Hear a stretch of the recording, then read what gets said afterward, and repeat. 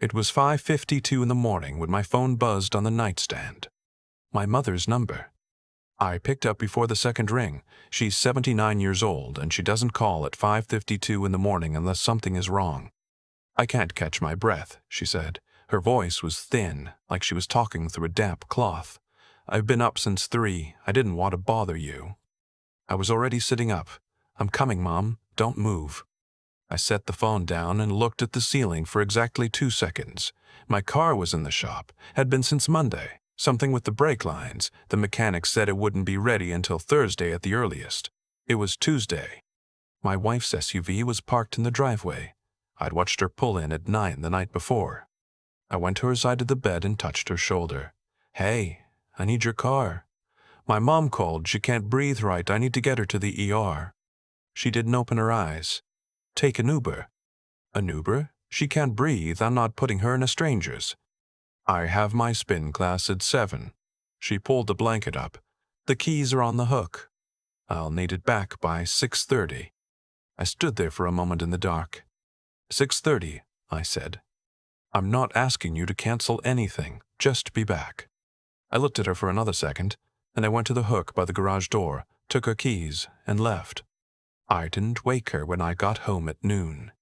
My mother lives about 20 minutes from us, in the same house I grew up in, a 2-story colonial on a quiet street in Fairfax County.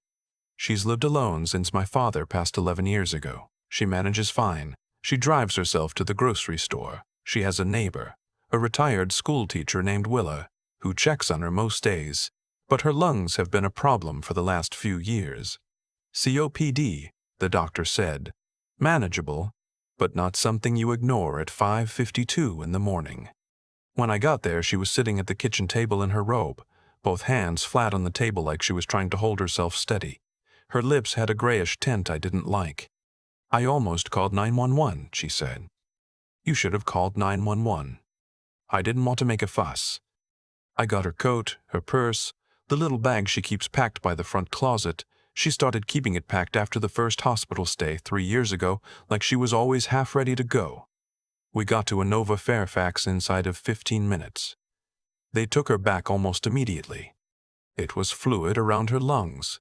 A pleural effusion, the resident said. They needed to drain it. She'd be admitted at minimum overnight, possibly 2 nights. I called my wife from the waiting room. She didn't answer. I texted, "Mom is being admitted. Pleural effusion. Might be 2 nights. I'll figure out a ride home."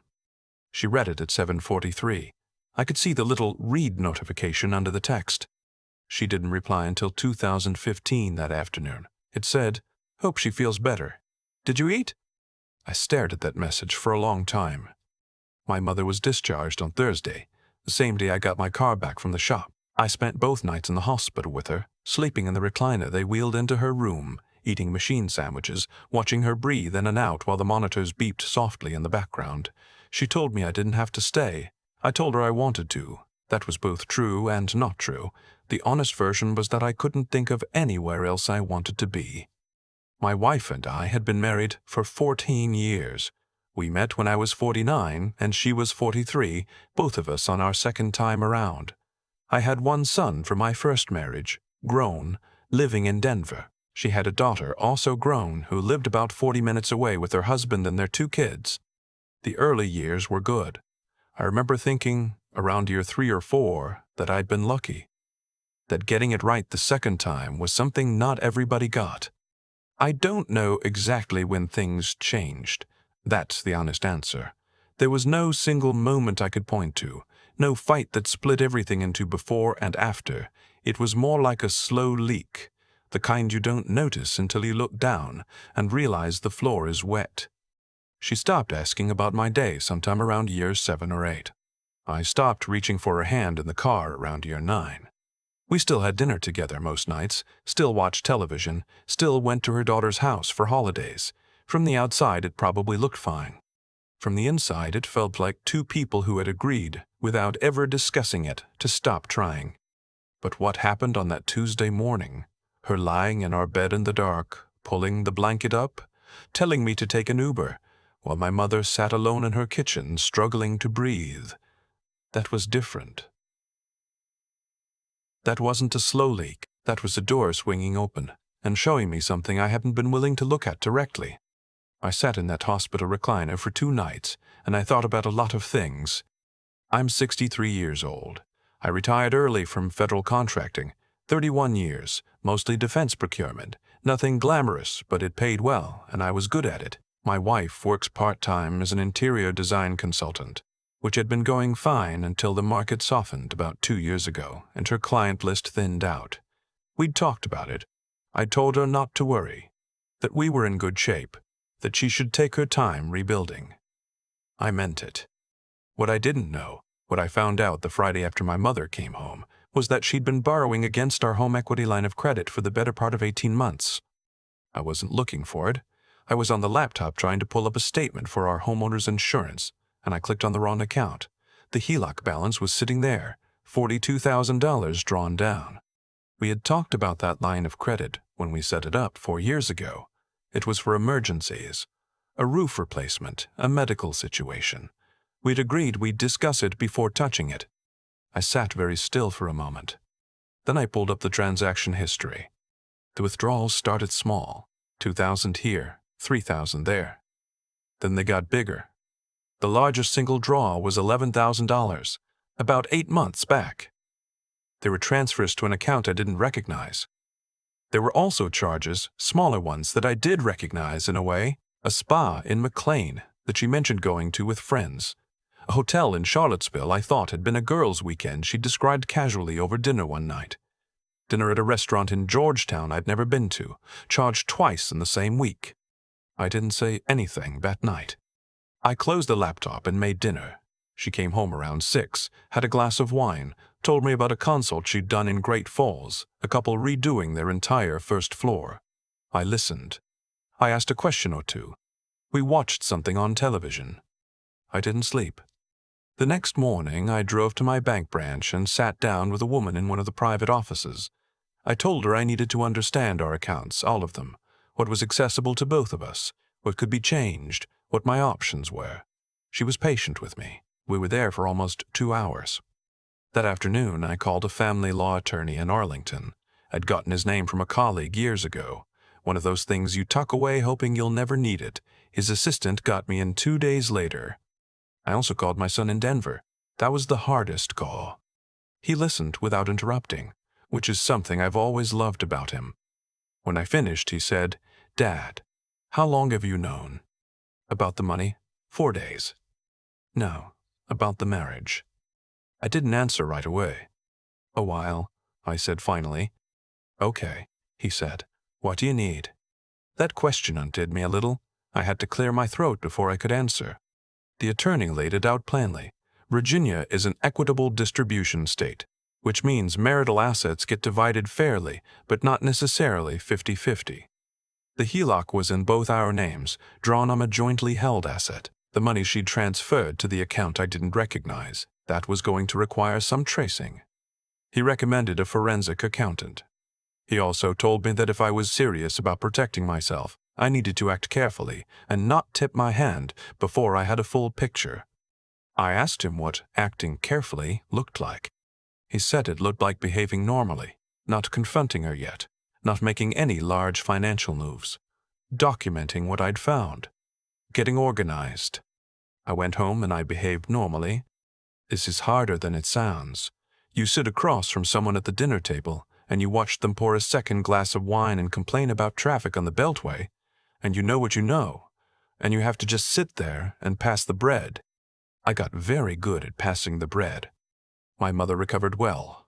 Her doctor adjusted her medications. She did 3 weeks of pulmonary rehab at the outpatient clinic, and by late October, she was back to driving herself to the grocery store and bickering with Willa about whose turn it was to bring cookies to their Thursday card game. I visited her every week, sometimes twice. We'd sit at her kitchen table, the same table she'd had since I was 12 years old, a solid oak thing that has survived 4 moves and approximately 1 million family dinners, and we'd drink coffee and talk. She knew something was going on with me. She didn't push. She just made the coffee and kept the cookies stocked and let me sit in her kitchen as long as I wanted. One afternoon, she said without looking up from her crossword, "You know your father and I had a rough patch. About 8 years in. I didn't know that. What happened? I asked. He was miserable at his job, and he was taking it out on everything around him, including me. I thought about leaving. She wrote something in the puzzle. I didn't, because things changed. He found his footing again. She looked up at me then. The difference between that situation and yours, she said, is that he knew something was wrong, and he tried to fix it. She went back to her crossword. I drove home and thought about that for the rest of the day. The forensic accountant took 3 weeks. When she was done, she sent me a report that was 14 pages long and very organized. The transfers to the unknown account totaled just over $38,000 over 18 months. The account, traced through the bank records, belonged to a man whose name I didn't recognize. He lived in a condo in Reston. I sat with the attorney again. He walked me through the implications. The financial ones were significant but manageable. We had assets. The house had equity beyond the HELOC. My retirement accounts were in my name alone. The emotional implications were something he didn't address and I didn't bring up. That wasn't what I was there for. I asked him how he thought we should proceed. He said that was up to me. But in his experience, once someone had the full picture, there were usually only 2 real options: confront and attempt reconciliation, or confront and begin separation proceedings. Is there a door number 3? I asked. He almost smiled. Some people do nothing for a while, but in my experience, that's usually just door 1 or 2 with a delay. I thought about the morning my mother called at 5:52. The blanket being pulled up. I have spin class at 7. Door 2, I said. I told her on a Sunday evening in November. We'd had a quiet day. She'd gone to her daughter's in the morning. I'd raked the leaves in the backyard. We'd made soup for dinner. Normal. I waited until the dishes were done. I set the attorney's summary on the kitchen table. I set the forensic accountant's report next to it. She looked at the papers, then at me. I said, I know about the HELOC. I know about the transfers. I know about the account in Reston. She didn't say anything for a moment. Then she said, It's not what you think. I've since been told that is one of the most common sentences spoken in that kind of moment. I believe it. It has a well-worn quality, like a phrase that's been said so many times it's lost all its weight. You don't have to explain it to me, I said. I just needed you to know that I know. She started crying. I had expected that. She said she was sorry. She said it had started as nothing and become something before she knew how to stop it. She said she'd been going to end it. She said she'd been scared. I sat and I listened to all of it. When she was done, I said, I've spoken to an attorney. I'd like us to separate. I think we both know this has been over for a while, and I'd rather do this decently than let it drag. She looked at me like she was waiting for me to say something else, like there was a next sentence coming that would change the shape of what I just said. There wasn't. She moved into an apartment in Alexandria in January. The process was, as these things go, relatively civil. She had her attorney, I had mine. The house was appraised, the equity calculated, the retirement accounts evaluated. The HELOC was addressed in the settlement. Her attorney negotiated hard on that piece, but not hard enough. The forensic accounting had been thorough. My son flew in from Denver for a long weekend in February. We didn't do anything special. He helped me rearrange the living room, she'd taken some of the furniture, and we watched basketball and ate takeout from a Thai place on Route 7 that he'd loved when he was in high school. On Sunday morning, he made eggs and we sat at the kitchen table and drank coffee, and I told him I was okay and I mostly meant it. You seem lighter, he said. I feel lighter, I said. I didn't expect that. I did, he said. I've been waiting for you to feel lighter for about 4 years. I didn't know what to say to that, so I drank my coffee. In March, Willa organized a small birthday dinner for my mother at her house, 8 or 9 people, neighbors, and a couple of old friends from her church. I drove my mother over and stayed for the whole thing. My mother wore the blue dress she saves for occasions, and she laughed more that evening than I'd heard her laugh in a long time. On the drive home, she reached over and patted my hand on the gearshift, the way she used to do when I was 16 and learning to drive. You did good, she said. I didn't know exactly what she meant. Getting her to the hospital that morning. The divorce. Showing up. Maybe all of it. You raised me right, I said. She made a dismissive sound like she always does when someone compliments her and looked out the passenger window. But she didn't let go of my hand. The painful part, looking back, wasn't the money. It wasn't even the betrayal. Though that had its own particular weight, the kind that settles into you and takes time to lift. The painful part was simpler than either of those things. It was the morning she pulled the blanket up. My mother was struggling to breathe 6 miles away, and the woman I had shared a bed with for 14 years told me to figure it out myself and went back to sleep. I've thought about that a lot. About what you see in a moment like that. Not what you learn. You don't really learn anything new. You just see something that was already true more clearly than you could before, like when the fog burns off the Potomac on a fall morning, and suddenly you can see all the way across. I could see all the way across. I'm 63 years old. My mother is doing well. My son calls every Sunday. I have my house, my health, my pension, and the oak table from my mother's kitchen. She insisted I take it when I mentioned I was eating standing at the counter, since the furniture had been divided up. She drove it over herself in the back of her Buick. I had to tell her 3 times I would have come to pick it up. That's her, though. She shows up. She always has. There's a version of that Tuesday morning I used to replay differently. The one where I shook her shoulder harder, said the right thing, made her care. But I don't think that version exists. You can't argue someone into basic decency. Either it's there when you need it, or it isn't. And that morning, at 5:52, when my mother was sitting alone at her kitchen table struggling to pull air into her lungs, I found out which one it was. I've thought a lot about what makes a person act right when it costs them something. Not when it's easy, not when everyone's watching. When it costs them their spin class, their morning, their comfort. That's when you find out what someone is actually made of. My mother raised me to believe that you show up for people, not because you will be rewarded for it, not because someone is keeping score, but because that's what it means to be a decent human being. She didn't teach me that with lectures. She taught me by doing it, over and over, for 63 years, driving neighbors to appointments, sitting with friends after funerals, keeping the cookie tin full so her son had somewhere to go when life got heavy. What I learned from the bank statements, the HELOC, the transfers, the 14 pages the forensic accountant handed me, wasn't just that money had been taken. It was that I'd been looking away for years, not because I was stupid, but because looking directly at something painful takes a particular kind of courage that I had not been willing to summon. That's on me. Intelligence isn't just knowing things. It's being honest with yourself about what you're seeing, even when what you're seeing is something you'd rather not face. I sat with a laptop in a quiet house, and I made myself look at every line of that transaction history. That took something. It took more than I expected. The months after, the attorney, the forensic accountant, the conversation at the kitchen table with the 2 reports sitting between us, none of that was easy. There were nights I lay in this house alone and wondered if I'd made the right call, if there was something I could have done differently years ago, if I'd missed a moment when things could have gone another way. That's a particular kind of darkness, the kind that shows up around 2 a.m. and doesn't bring answers. What got me through it wasn't bitterness and it wasn't anger. It was just the decision, made quietly and kept, to get up the next morning and do the next right thing. That's all. One morning after another.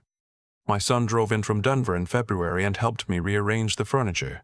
My mother insisted I take the oak table. Willa calls to check on her every day. These things, ordinary, quiet, unremarkable, are what held, not the grand gestures, not the dramatic confrontations, just the people who showed up, kept showing up, and didn't make a production of it. I'm 63. I know now that the life you end up with is mostly built from small choices. Who you stay for, who you leave, when you finally stop looking away. The morning I took those keys off the hook and drove through the dark to my mother's house was one of those choices. So was every morning after,